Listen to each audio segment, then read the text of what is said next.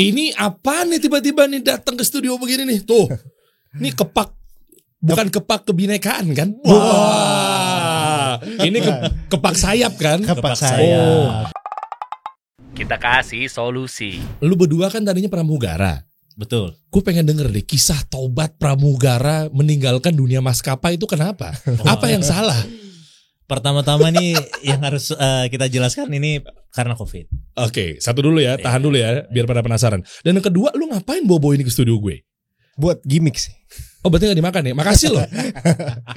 Gede banget. Dan ternyata lu cabut dari pesawat, sekarang lu bikin usaha yang katanya viral juga di TV-TV. Alhamdulillah. Next Carlos datang nggak bayar lu nya. Alhamdulillah. Curang banget hidup lu. Iya, betul. Siapa satu lagi konten kreator? Magdalena. Tan Boy Kun? Belum. Ini kalau ada Tan Boy Kun denger boleh. Monggo kontak. Monggo kontak enggak? Boleh dong, sangat boleh. Berani bayar berapa? Ayam sekilo gitu. Yeah, ini gue mau nyobain dong bentar ya. Boleh. Nanti kita gali teman-teman ya. Kenapa dia tiba-tiba langsung milih ini ketimbang pramugara? Pramugara bukannya gede. Ada masalah apa sih lu meninggalkan duit jutaan itu? Ada masalah apa di kabin? Berat sih kalau ceritanya ya. Nanti kita bahas ya. Oke, kisah perjalanan mereka. Tapi kita disclaimer teman-teman ya, bukan langsung bilang bahwa ini ngomong-ngomong pegel juga begini gue ya. Iya, boleh taruh dulu. Gue coba satu dong. Wah, ini yang ini dingin tapi yang panas dong, tuker dong. Tuker panas nih, mantep nih. Tuker dong. Ini taruh pinggir dulu ya. Kalau mau pakai sarung tangan plastik. Boleh tuh, pakai itu tuh benar. Iya. Kepak madu ya? Iya, kepak madu. Emang bener lu nggak punya brand ini di Indonesia selain lu doang? Bener-bener lu doang nih di sini di Indonesia? Kepak madu yang orisinal ya kepak madu Mail. Oh gitu. Iya. Ya kepak madu tuh berarti Malaysia ya? Malaysia. Gue cobain dong ini ya. Iya. Panas nih. Bismillah.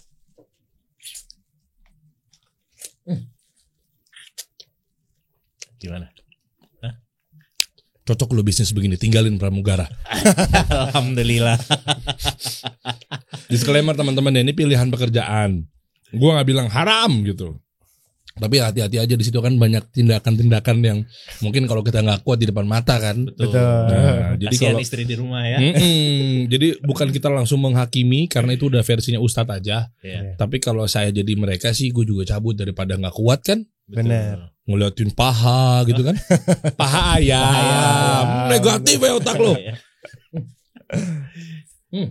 Gimana rasanya Mas Iri? Lihat, percuma kan gue pakai cuma satu doang, ini tetap kotor. Harus pakai dua. Ya. Mantep bro. Alhamdulillah. Mantep dik. Gimana dik? Mumpung panas. Enggak tisu nih. Tisu gak ada dik. Nah gitu.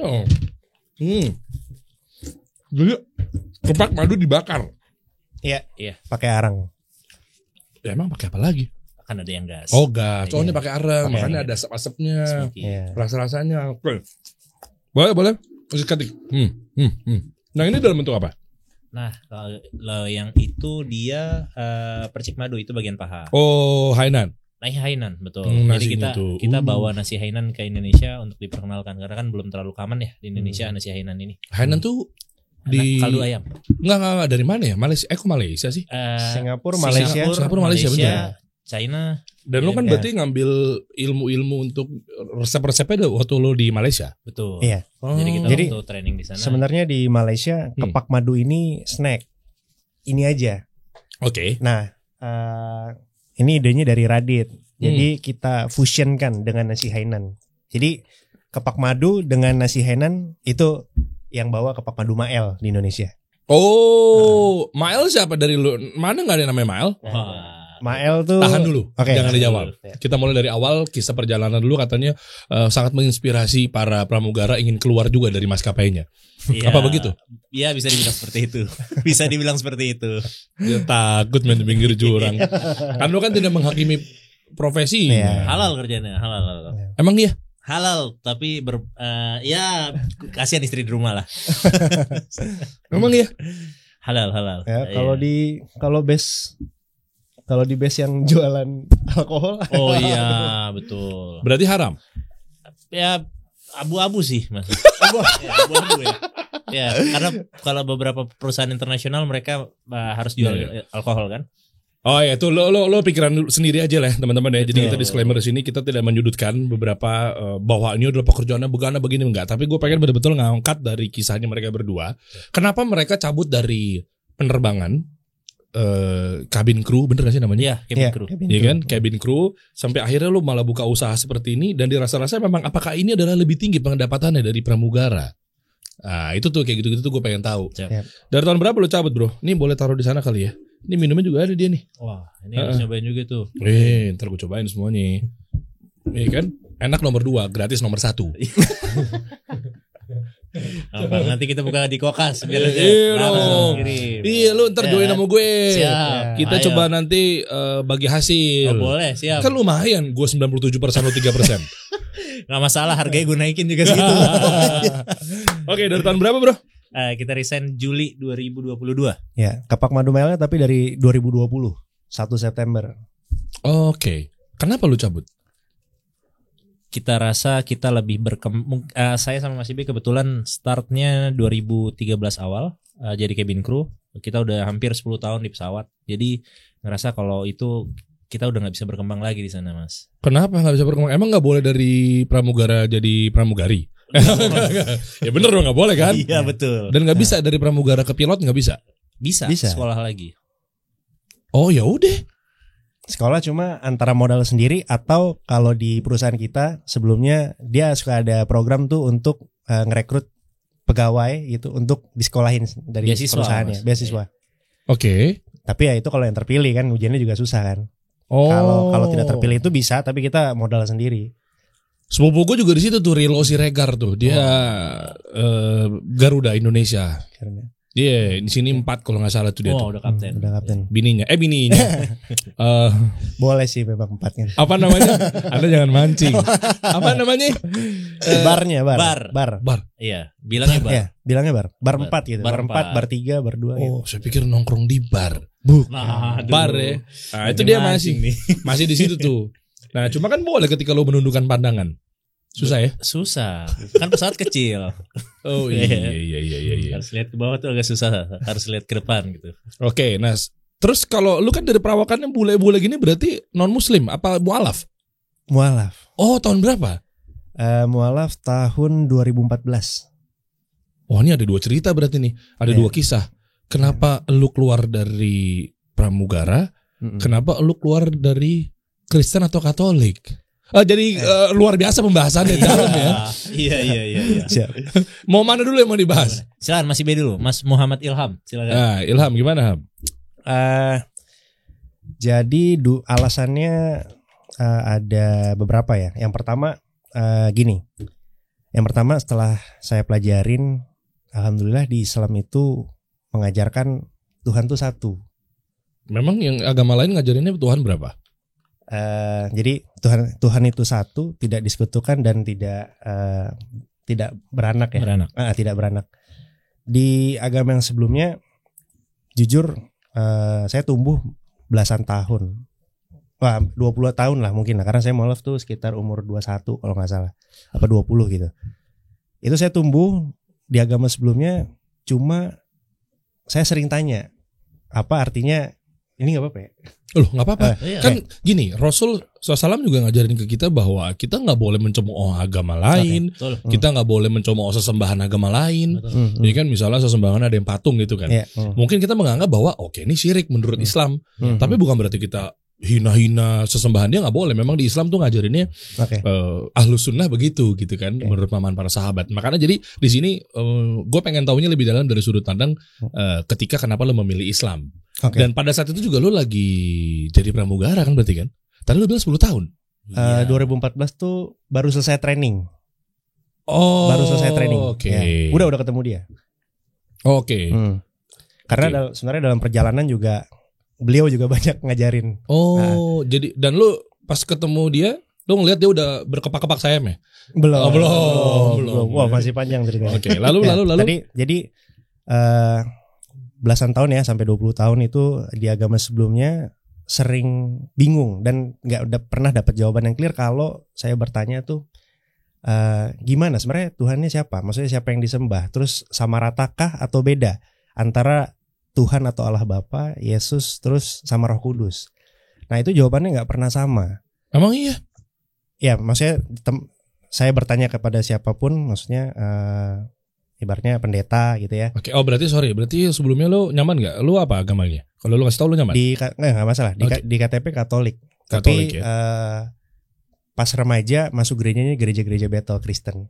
Oke. Gitu. Jadi sering nanya, cuma nggak pernah ngasih jawaban yang clear. Coba contoh yang lo dapat ini tanpa menghina agama lain teman-teman, ini terutama mungkin lo Katolik tadi ya. Iya. Katolik ya sebelumnya ya. Sebelumnya Katolik. Masuk Islam ya. Iya. Oke, kita edukasi di sini, kita sama-sama belajar. Menurut Ilham di sini bukan berarti harus disamakan pemahaman sama lo ada yang di sini meskipun lo juga Katolik, betul ya? Iya. Nah, ini kan yang lo rasain pada saat itu ya. Iya. Oke, disclaimer gue udah cukup, lanjut. Iya. Terus? Jadi contoh pertanyaannya gini kan, kita nanya kan, maksudnya intinya yang kita sembah tuh siapa? Satu kah apa tiga-tiganya ini gitu. Terus kalau memang satu, lalu kenapa harus tiga gitu kan?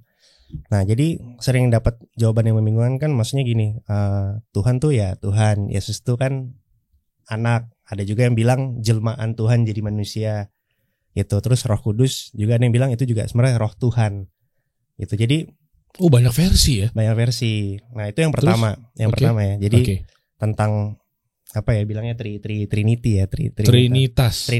Jadi betul. Jadi saya nanya sama beberapa orang nggak pernah dapat jawaban yang clear, malah tambah bingung gitu loh. Nah alasan yang berikutnya adalah kitabnya itu banyak banget terjemahannya. Bukan jadi, Injil cuma satu itu doang.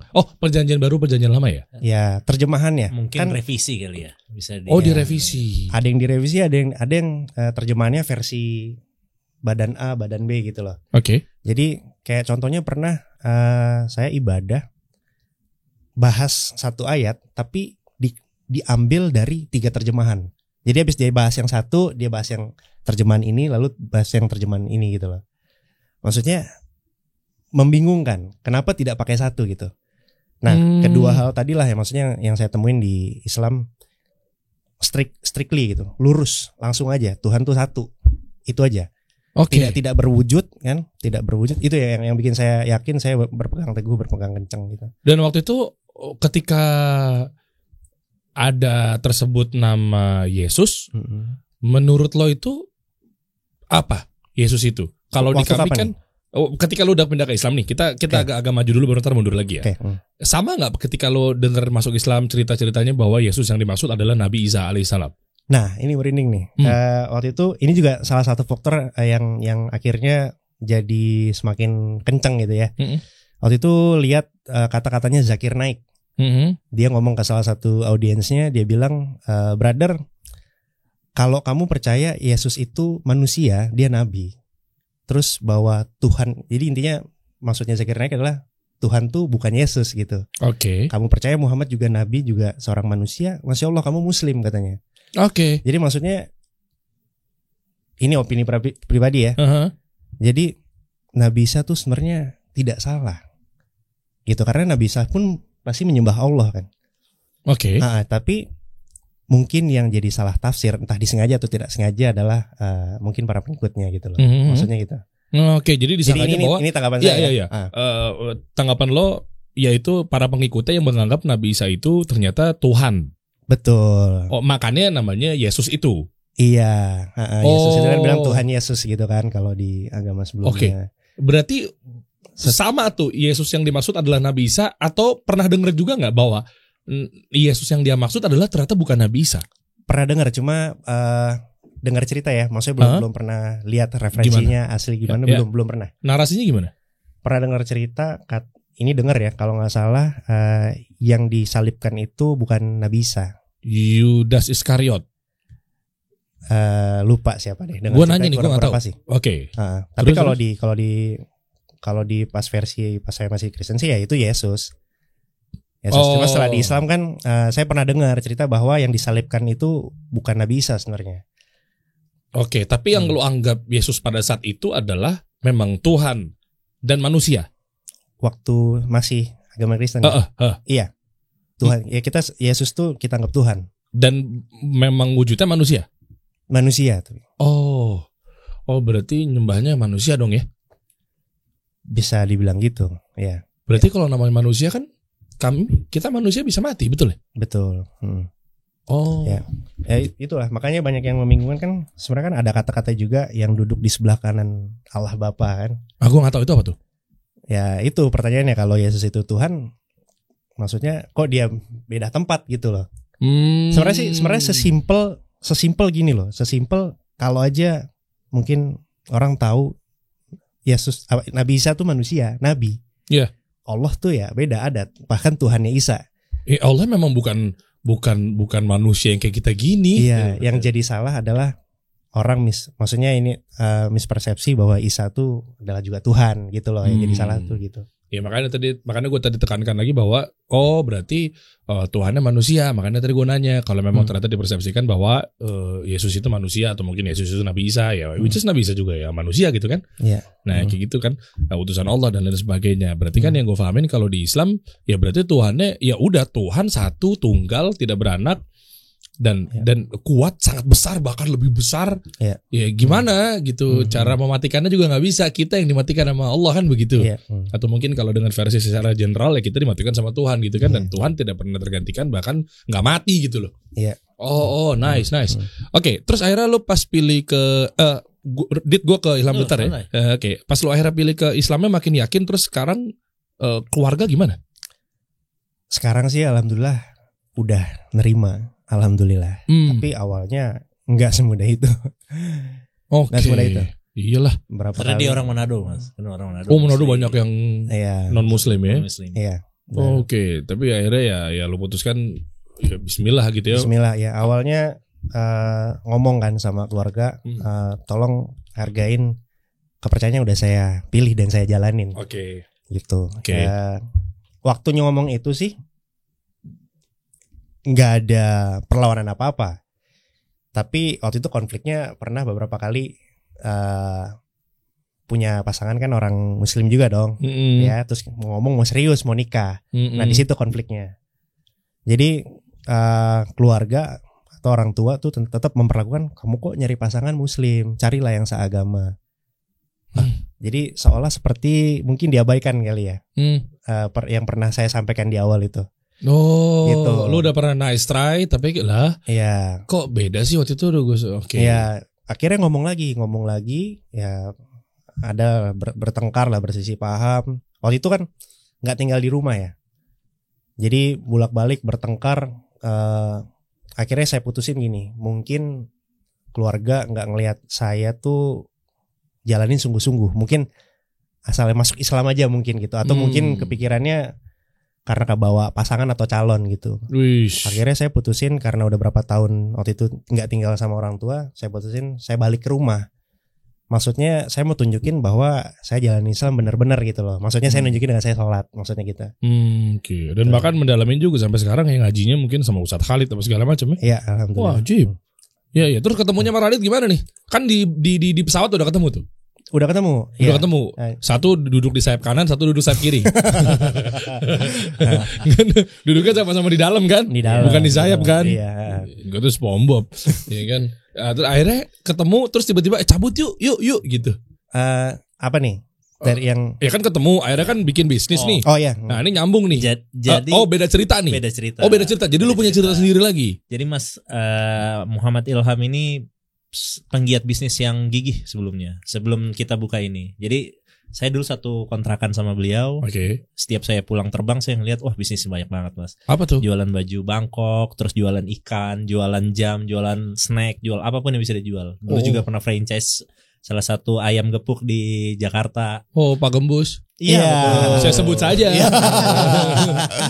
Tapi gue suka sih pedesnya tuh ya. Iya. Nah, terus jalan semuanya, maksudnya ilmu bisnisnya sangat banyak gitu loh. Sedangkan saya bisnis tapi yang belum terlalu dalam gitu loh. Saya cuma jualan apartemen, jualan sepatu, maksudnya nggak terlalu 100% gitu loh.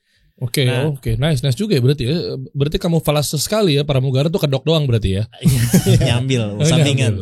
Oke, lalu. Nah, lalu Covid 2020 gitu kan. Pas Covid kita dirumahkan. Oke. Iya, pas di rumah kan nih kita udah punya anak, Mbak di rumah nih gimana nih dengan pendapatan gaji pokok nih nggak akan cukup gitu. Nah, akhirnya kita coba untuk bangun bisnis. Pada saat itu kita riset berapa kali. Itu pun kita riset cukup lama ya, banyak ya. Banyak. Jadi kalau mau cerita lebih dalam sebenarnya waktu itu 2020 penerbangan kan semua sektor usaha sih ya tiarap lah. Termasuk yang paling parah sebenarnya juga adalah penerbangan. Kita nggak terbang sama sekali tuh. Nah, saya pribadi waktu itu jujur stres. Stres karena nggak ada income sama sekali, dan jujur saya pada umur itu ya nggak punya tabungan. Wow. Karena waktu di pramugara jujur hidupnya konsumtif dan ada tanggungan juga memang keluarga. Tapi itu nggak bisa disalahkan lah ya. Sebenarnya lebih ke konsumtif lah. Jadi pas COVID itu stres. Lalu waktu saya lagi di rumah nih, posisinya lagi stres-stresnya, beliau nelfon. Be, lagi di mana? Lagi ngapain gitu? Nah, waktu dia cerita, katanya saya ngomongnya gini. Kenapa? Emang ada apa? Maksudnya jawabnya ketus. Mungkin karena kepala panas apa gimana? Tapi saya nggak maksud sebenarnya. Mau diajak hijrah kali ya mungkin ya. Lu udah skeptis kan? Apalagi dia udah jenggotan. Kebetulan pada saat itu saya punya usaha barber. Punya barbershop saya kenal salah satu karyawannya kena lockdown, jadi nggak bisa nyukur kan. Saya belajar nyukur. Ya, habis itu saya ya cuma pengen nelpon beliau aja kan, nanya kan kabarnya kan. Apa kabar, gimana gitu. Cuma kok jawabannya kok marah ya kalau saya ya gitu loh kan. Saya nggak tahu kan ada masalah apa kan gitu kan. Ya, jadi saya pada saat itu mumpung pas lagi ada orang cukur rambut, jadi saya matiin lagi teleponnya, saya lanjut nyukur gitu. Waktu itu dia nelfon, lo udah jualan nasi uduk.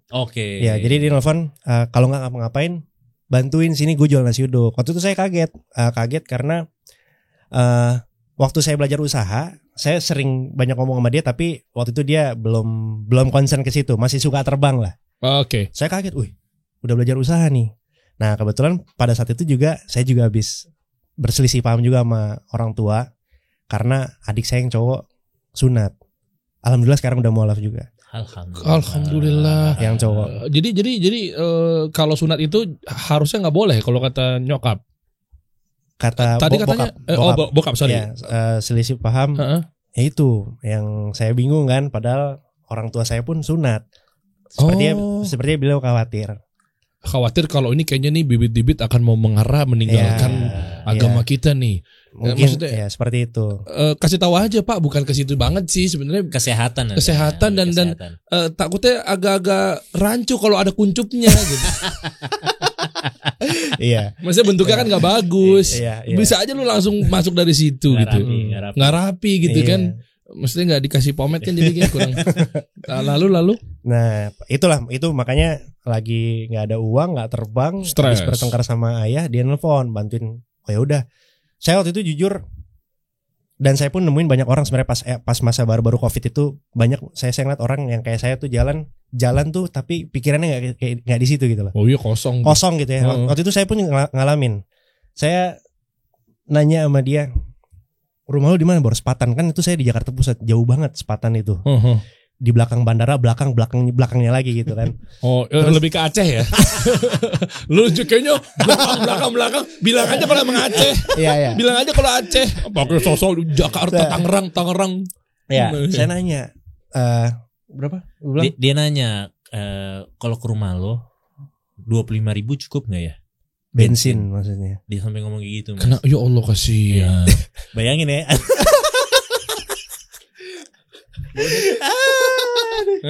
Betul.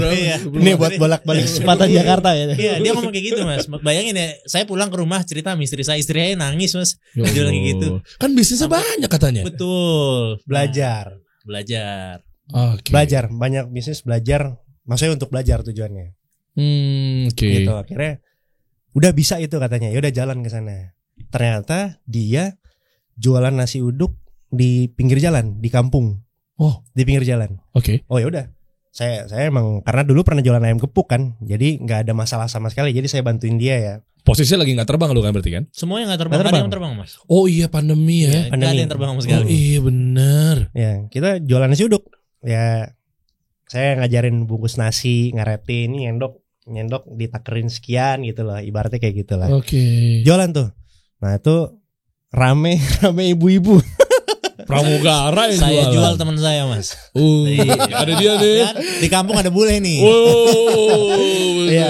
Sampai kampung-kampung sebelah nanyain, di situ tuh ada yang jual pramugara ganteng-ganteng tuh, digituin. Waduh, personal branding dong nih. Jadi kalau di sana mungkin ada jual nasi uduk ya, tapi kan ibu-ibu ya. Ini kita sengaja jualan tapi pakai bajunya kemeja.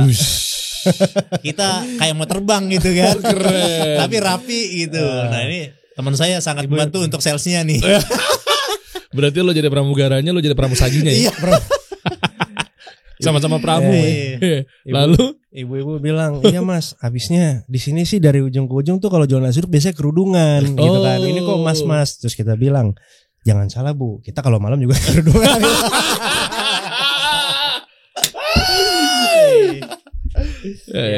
Itulah. Singkat cerita, pokoknya kita jualan nasi uduk, terus sorenya saya jualan sempol. Sempol apa sih? Sempol ayam. Sempol ayam dari Malang, Mas. Dia Kok gue blank sih, sempol tuh bakso gitu ya? Iya. adonannya dari bakso, cuma Iya, dia iya, bentuknya panjang, pakai tusukan gitu loh, digoreng. Telur gulung. Telur gulung mah telur gulung ya? Sempol. hampir. Bentik. Ya. Kok ada di kepala gue lupa lagi. Sempol. Iya, bakso panjang gitu ya? Iya. Iya. betul. Iya. Nah, itu, jadi pagi kita berdua jualan nasi uduk tuh, habis subuh langsung siap-siap, terus selesai nasi uduk kita berdua nusuk-nusukin sempol. Oke. Nah sorenya saya jualan. Dia bilang mau bantuin, nggak usah, nggak apa-apa. Dia kan maksudnya udah ada anak, pada saat itu saya belum nikah soalnya. Oke. Dia bilang kalau jualan nih saya sendiri bisa gampang. Jadi saya jualan 1.001 tuh sembolnya yang 1.000-an satu. 1000. Jadi kadang-kadang kalau anak kecil Untungnya berapa tuh? Itu 1000 tuh. 1.000 terus omset lo berapa? Untungnya berapa? Ngejar berapa? Berarti sehari berapa? 7.000 porsi. 7.000 pieces. sehari 200 sampai 300 tusuk sih. Oke juga ya. 300.000. Dan gue takjub juga ya, artinya lu tadinya biasa ngurusin penumpang, tutup buka pintu pesawat misalnya. Iya. Belum lagi atraksi lu nyobain kalau lagi senggang, lagi bosan lu turun ke turunan apa namanya? Tangga dengan gaya begini. Kan kita nggak tahu hiburan pramugara mungkin begitu kan, hiburannya kan, atau mungkin begini sendiri. Periwitan nih kan, gue tau kan begitu, lu main periwitan mulu kan, pelatih futsal lo, ya kan, nutup gini. Apalagi hiburannya paling. Akhirnya lu tiba-tiba langsung dagang sempol. Iya, itu banyak orang yang kepo sama kita, maksudnya mereka pun kayak, Mas baru kan jualan kan, Mas bukan orang sini kan, maksudnya mereka tuh mau nyari tahu kita tuh pendatang kerjanya apa, intinya sih gitu kan, kita bisa nebak arahnya kemana gitu. Iya, kenapa lu pilih lokasi itu maksud gue? Nah itu kebetulan di depan barber saya mas. Oh gitu loh, jadi punya barbernya juga kena lockdown, 80% customer ya adalah orang airport. Jadi juga ya bisa dibilang tengkurap juga tuh barber kan, karena tamunya karyawan airportnya di rumah kan, nggak kerja, jadinya nggak ada yang mau nyukur rambut juga kan, lagi covid gitu loh. Jadi ya karena punya aset, cobalah kita usahain untuk bikin apa gitu. Dan itu jomplang ya pendapatannya bro? Lu tadinya dapat berapa? Lu nyaman gak kalau gue buka? Tadinya berapa sih pramugara? Kira-kira itu... Coba tanya yang masih jabat. Lu berapa waktu itu? Bintang Emon? Bintang Emon. Sekilas mirip Bintang Emon soalnya. Agak. Berapa gak pendapatannya gak kalau boleh tahu gak? 15 juta. Nah, 15 malas terbang nih. 15 aja malas terbang. Kalau saya dulu rajin soalnya 20 juta. 20 juta. Oh, ketahuan ya. Oh iya, hitungannya per jam ya. Benar, per jam. Catat ya, agak males orangnya. Tehnon. Tehnon apa tuh? Wah, manajernya langsung disebut tuh. Tehnon apa manajernya? Manajer cabin crew. Oh, namanya Tehnon. Iya, manggilnya Tehnon manggilnya. Kok Tehnon namanya? Oh, Teteh perempuan. Iya. Teh, nih, agak nih. Emang nama panjangnya agak males deh. Namanya agak, nama panjangnya agak males. Oke, nah terus dia 15, kalau lu 20 gitu sesuai dengan jamnya ya. Iya. 20 juta tiba-tiba jualan begituan berapa bro? Jomplang bro pendapatannya bro. Jomplang. Berapa kalau boleh tahu? Sebulan. Sehari ya tadi berarti 100 sampai 300 ribu lah. Sehari berarti sebulan 3 sampai 4 juta. Dipotong setengahnya. Oh iya, karena itu omset ya. Iya, itu omset. 2 juta. Iya. Dari 20 juta terus tinggal 10%, 2 juta. Iya. Lu kenapa gak jualan di dalam pesawat? Gak boleh juga ya. Gak ada yang terbang juga ya. Iya. Gak ada yang terbang juga ya. Beli jual sempol. Gak bisa juga. Apa yang lo rasain bro? Men, waktu itu coba Radit gimana? Kalau dari saya ya alhamdulillah karena memang niat udah usaha pada saat itu, maksudnya pada saat itu berapa aja, yang penting keluarga bisa makan, ya kan. Alhamdulillah dari nasi uduk itu aja saya bisa saving buat kurban pada saat itu. Oh iya, Masya Allah. Oh Masya Allah. Punya istri punya anak masih bisa. Alhamdulillah dalam satu hari saya spend gimana caranya 100.000 nih buat karena kan udah mau dekat Idul Adha kan Mas Yan. Itu saya sehari 100.000 gitu buat, alhamdulillah terkumpul 1 bulan gitu loh. Dan itu saya ngomong sama istri saya. Banyak orang yang pada saat COVID itu stres sampai ada yang banyak yang divorce, banyak yang bunuh diri, sampai nggak ada arah, mungkin karena tadi satu, mereka ketika jatuh itu larinya ke Tuhan gitu loh. Oh iya. Masya Allahnya istrinya itu cabin crew juga, tadinya di AirAsia juga, tapi pada saat itu dia di Saudi Airlines. Saudi Airlines. Itu gajinya 50 kali ya? Iya, bisa 30 ke 40. 30 ke 40 juta. Tapi pada saat itu nggak terbang juga. Dan nggak terbang. Gitu. Ujiannya luar biasa tuh. Iya, saya salutnya, maksudnya kan kita tuh bawa diri kita aja sulit ya. Apalagi bawa istri. Apalagi istrinya bisa tetap, maksudnya sama-sama tetap kuat gitu lah hubungan keluarganya. Saya salut di sini. Ini buat teman-teman AirAsia atau AirWudu mungkin bisa bisa lihat nih di sini nih. AirWudu kan buat sholat bagus maksudnya kan, Masya Allah gitu. Nih lihat perjuangannya beliau nih, Masya Allah nih. Nah sampai akhirnya gimana sampai ke sini nih? Ini gue penasaran nih, lu jualan sempol, tiba-tiba jualan kepak sayap, bukan kebinekaan. Nah itu tuh gimana tuh? Jadi waktu itu setelah 3 bulan nih kita jualan nasi uduk dan sempol itu, saya bilang sama dia, waktu itu sih tujuannya kan yang tadi kayak pikiran kosong gitu ya. Saya tujuannya sehat dulu fisik sama mental gitu loh. Karena ngelakuin kegiatan sehari-hari kan, begitu udah mulai ngerasa sehat secara mental, saya ajakin dia. Kan frekuensinya udah dapet nih. Maksudnya udah sekarang dia juga udah suka dagang juga gitu kan. Oke. Saya ajakin, mau nggak kita garap yang serius? Kalau ini kan kecil kan. Kita garap sesuatu yang bisa kita garap sama-sama. Kalau itu kan nasi uduk kan saya bantuin dia dagang pagi, terus dia bantuin saya prepare untuk saya jualan sempol sore gitu kan. Oke. Saya ngajakin sesuatu yang bisa kita garap bareng, tapi yang insya Allah bisa besar gitu loh. Emang sempol waktu itu prediksinya atau proyeksinya nggak bisa besar? Bisa besar. Nasi uduk dan pada sempol itu mungkin bisa besar. Kenapa nggak itu ditekunin? Tapi skalanya mungkin daerah situ aja.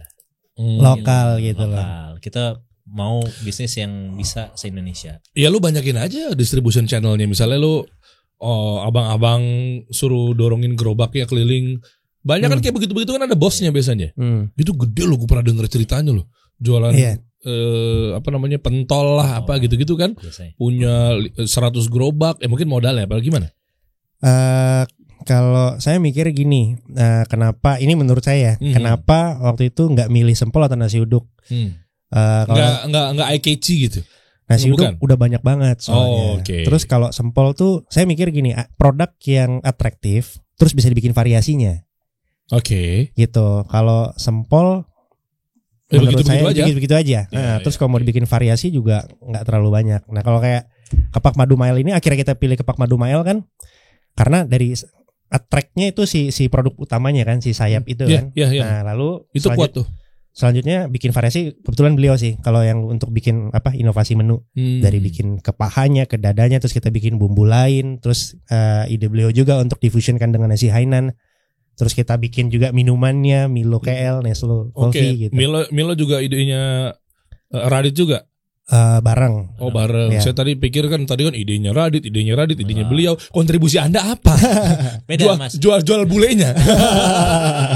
Kalau saya di operasional dapur, beliau di manajemen. Karena beliau gini, saya orang kalau dimasak di dapur tuh kan nggak pernah kita pakai gramasi. Maksudnya kalau ibu-ibu di dapur pasti masak enak. Ya saya tanya gulanya berapa sendok, nggak tahu. Secukupnya ini berapa? Ini lucu nih. Jadi Mas Ibe, saya kan nggak pernah melakukan hal ini ketika saya masak. Dia bilang berapa?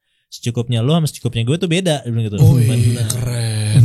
Bener. Keren. Terus dia bilang berapa gram? Nah, saya mikir masa setiap nyendok gram saya harus tahu nih berapa gram? Kan males ya kalau masak kayak gitu ya. Tapi memang di industri kuliner harus seperti itu biar tahu HPP-nya pas dan harga jual kita juga untung. Wah. Mantap. Masa Dulu nggak begini soalnya. Malas dia berhubungan sama angka gitu.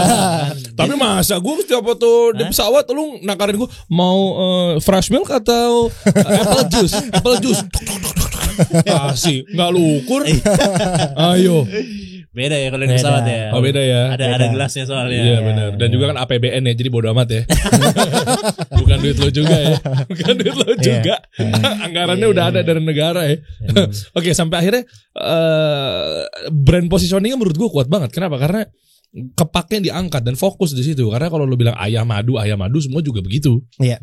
iya kan kepak dan lain sebagainya gitu kan nah terus memutuskan oke, yuk kita gas duitnya berapa patungannya berapa modalnya berapa misalnya gitu itu gimana tuh pada saat itu kita 50-50 mas 50-50 itu means ya sahamnya ada 50% saya sama Mas Ibe biarpun mungkin modal nggak semuanya tapi effort semuanya kita garapkan berdua nih iya tapi kan duit tuh katanya lagi tipis banget iya enggak gue pengen dapat ini aja sih modal untuk semuanya berapa modal pada saat itu kita berbuka around 15 sampai 30 juta itu bagi dua tuh modalnya sahamnya enggak pada saat itu beda-beda. Kebetulan saya orang tua masih kerja, jadi saya minjem sama orang tua tuh. Oh, Masya Allah. Ya, saya pinjem buat gimana caranya kita, karena alhamdulillah salesnya naik terus, jadinya kebutuhan nambah terus kan mas. Itu kita nggak punya tabungan, saya pinjem sama orang tua buat alhamdulillah berkat doa orang tua dan support orang tua jadi bisa sebesar sekarang. Oh, Masya Allah ya dong. Ya. Dan kalau mau nyinggung mengenai orang tua dikit kan artinya kan ini akan nyambung lagi nih ke belakang bentar aja terkait dari lu cabut dari maskapai itu kan. Betul.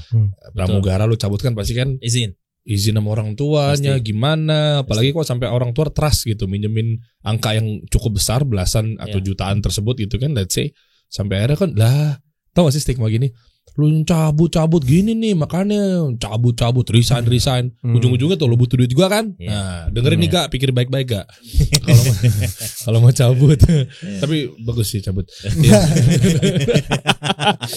jadi siap-siap Tehnon agak mau cabut ntar lagi gue kasih tahu dia kan udah ikutan kajian ke Ustadz Halid saya doain ya Mas amin tuh cara lu kan smooth kan diajakin agak ke Ustadz Halid tuh lu pelan-pelan kalau cara gue udah cabut ntar gue bilang sama Tehnon tolong cari penggantinya cepet-cepet ya akhirnya gimana tuh ke orang tua ketika lu izin berat tuh iya apalagi pas mau resign saya mikir berkali-kali kan maksudnya ada 2 anak 1 istri ada mbak di rumah juga jadi saya banyak pertimbangan tapi pada saat itu saya mikir juga tanggung jawab saya besar sebagai yang punya usaha karena karyawan udah mulai banyak mas udah di hampir 30 untuk yang punya saya sendiri karena kita franchise mungkin kalau di total dengan franchise karyawan kita bisa sampai 70 orang nice gitu loh nah pada saat itu kita mikir gimana caranya kalau punya usaha nih kan harus menggaji karyawan ya. Nah, mensejahterakan karyawan itu juga karena saya juga karyawan kan.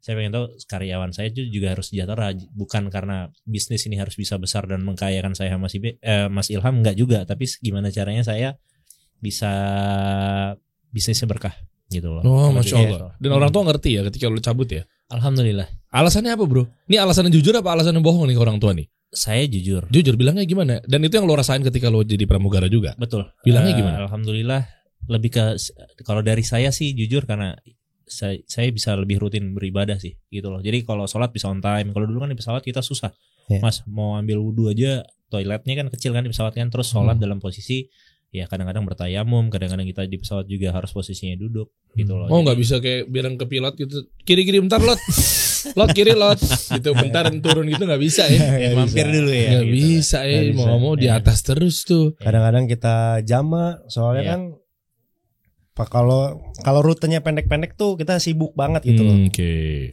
Dan kayaknya juga ditutup-tutupin juga nih sepertinya ada rahasia yang terdalam ketika lo cabut dari pramugara kayaknya ada sesuatu ya ngelihat aurat yang bergelimangan ya di situ.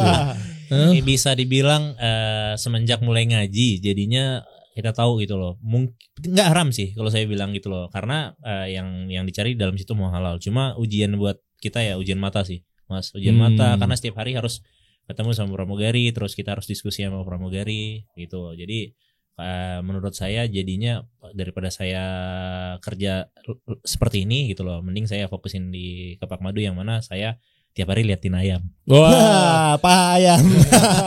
sama-sama paha tapi paha ayam. Iya. Gitu. Emang gak bisa meeting sambil madep belakang? Gak bisa ya. Jangan. Lo juga gitu sama?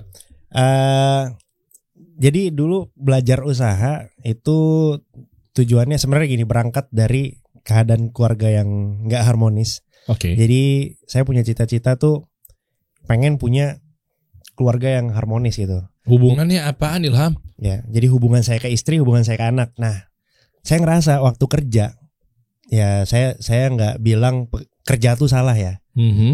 Tapi akhirnya banyak yang akhirnya papa harus kerja, ayah harus kerja. Tapi akhirnya ayahnya bahkan melupakan waktu dengan keluarganya.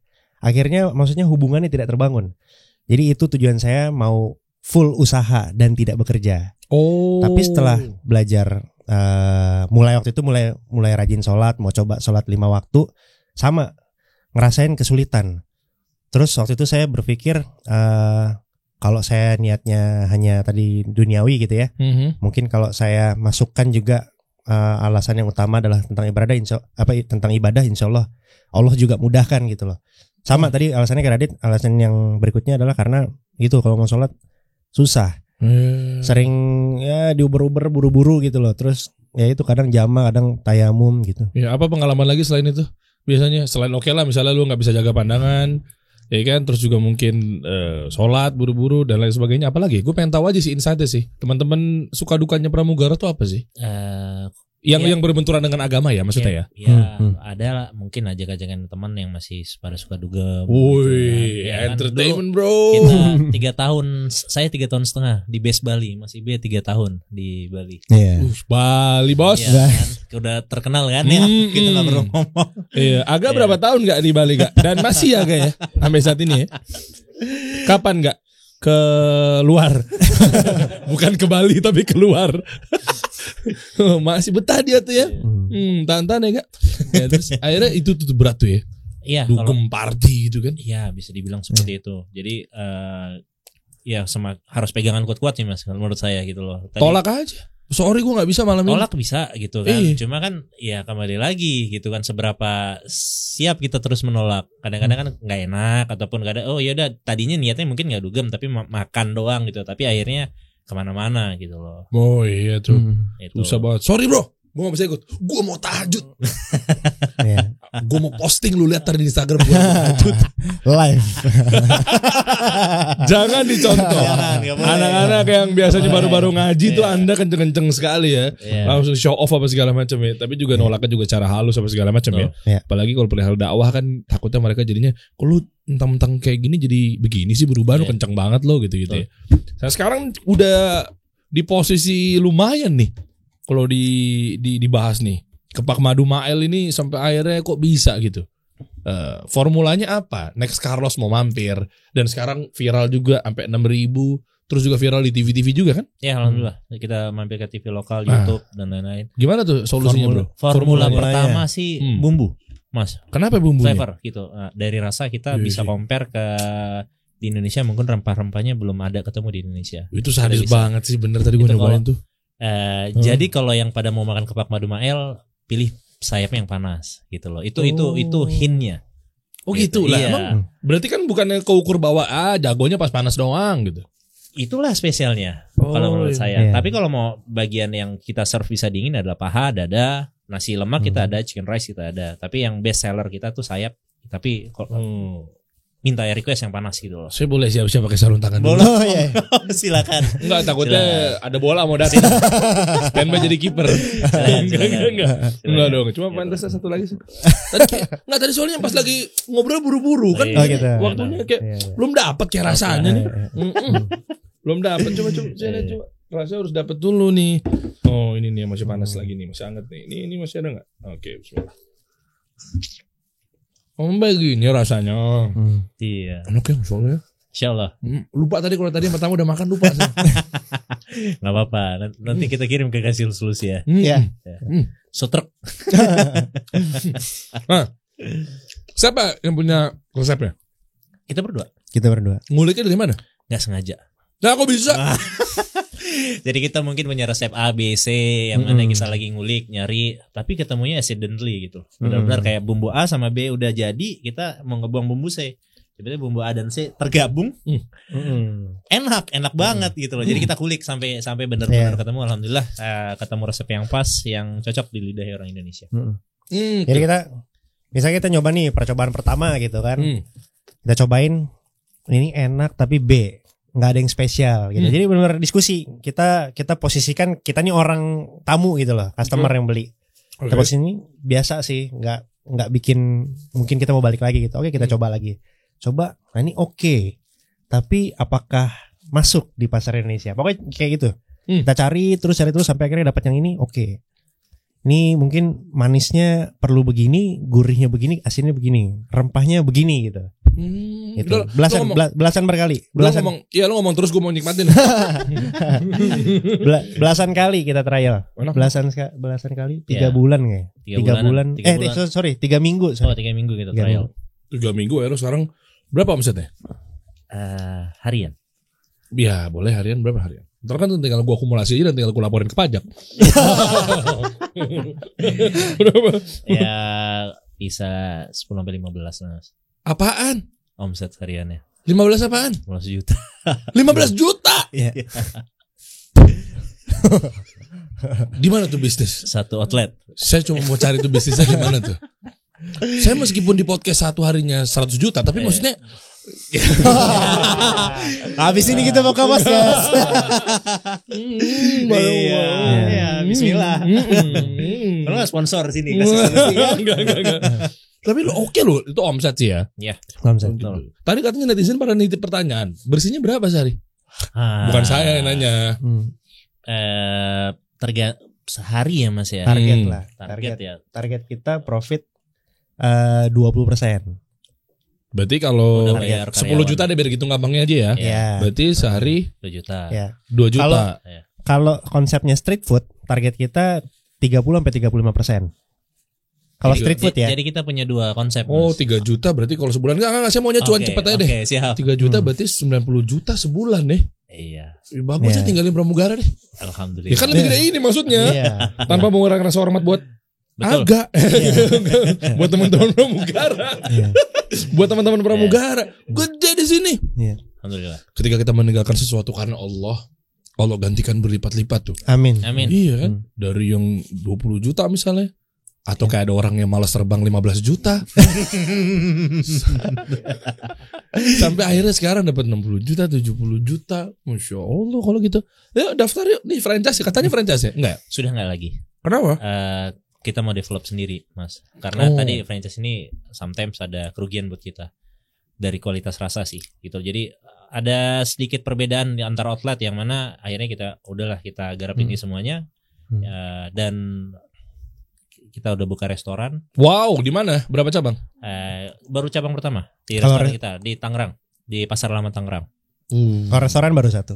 Ruko gitu ya? Betul, itu ruko. Nah, kalau yang lainnya masih jalan itu adalah gerobakan. Dan alhamdulillah juga viral juga di Bandung, kita lagi viral, lagi rame. Oh, coba lihat dong sosmednya tuh ya. Ini nih. Kepak Madu Mael. Buat teman-teman coba cek aja di sini ya. Di Bandung, di mana lagi? Di Jakarta, Tangerang. Di Bogor ada, di Sukahati ada, Bandung ada, Jakarta itu daerah Pondok Kelapa, Meruya, Citra 6 sama Tangerang. Madunya bener-bener pakai madu, literally madu. Nah, madu itu representatif rasa manis. Tapi Jadi manisnya tidak pakai madu. Oh, gue pikir pakai madu Yaman gitu-gitu. Oh enggak. Rugi Kita nanti kita. di Malaysianya pun sama. Mereka nggak pakai madu. Madu tuh hanya maksudnya lebih cantik disebut madu kan. Maksudnya manis, maksudnya gitu. Madu memang cantik sih madu. Iya. Mancing lagi. Ya rasanya. Iya. Nah, sampai akhirnya itu tapi mungkin ada resep tersendiri yang penting mencerminkan ada rasa manisnya. Betul. Manisnya itu representasi dari madu tadi gitu, Mas. Mantap. Nih, ini kepak atau ayam madu ya, kepak madunya yang ada di Upin Ipin kan ini kan? Betul. Makanya namanya Mael itu kan? Iya. Betul. Jadi orang kalau biarpun dia belum melihat brand kita, ngelihat ayam yang udah digantung, mereka langsung bilang, "Oh, nih ayamnya Mael nih." Mael tuh katanya karakter yang ada di Upin Ipin deh. Iya. Kok betul cuma 1? Biasanya kan 3. Betul. Betul. Iya gitu. Iya benar. Jadi alhamdulillah positioning kita kali ini tepat gitu. Iya. Belajar di mana? Boleh saya sebut orang di sini? Boleh. Mas Dodi. Iya. Oh, pernah juga mampir di sini tuh. Wah, alhamdulillah saya belum ketemu. Semoga diberi kemudahan bisa ketemu ya. Iya, Mas Dodi Kangen Band kan? Bukan. Dodi Zulkifli. Iya, Paham Dodi saya. Zulkifli. Ya mudah-mudahan pokoknya teman-teman bisa dicek aja di sini ya. Sosial medianya atau mungkin lu rasain sendiri deh kalau nggak percaya. Beneran deh. Gue udah buktiin ini betul-betul rasanya dahsyat. Dan ini apalagi ntar gue abis ini mau nyobain nasi hainannya nih. Iya, itu bestseller kita. Iya, tapi mesti diangetin lagi nih. Iya, boleh. Iya kan? Iya. Diangetinnya bisa nggak di kabin pesawat tuh? Bayar tiket pesawat dulu. Mungkin ban pesawat abis landing kali ya. Panas ya. apalagi ketemu pilot yang kagak-kagak yang begitu landing. Buar. Iya. Tapi ternyata itu prosedur. Digituin menumpang. Mungkin nggak parah ya. Mungkin kalau sedikit. Saya kan juga bukan penerbang, tapi saya pernah dengar dari teman yang pilot. Ternyata itu prosedur. Karena kan ban itu icing kan di atas kan. Jadi ada lapisan esnya. Jadi waktu landing memang harus dihentak katanya. Tapi kalau yang parah, nah itu biasanya sih baru. Ya. Oh gitu. Jadi sekarang materi kita adalah tutorial bagaimana cara menurunkan pesawat ya. Jadi kesono. Kita kasih solusi.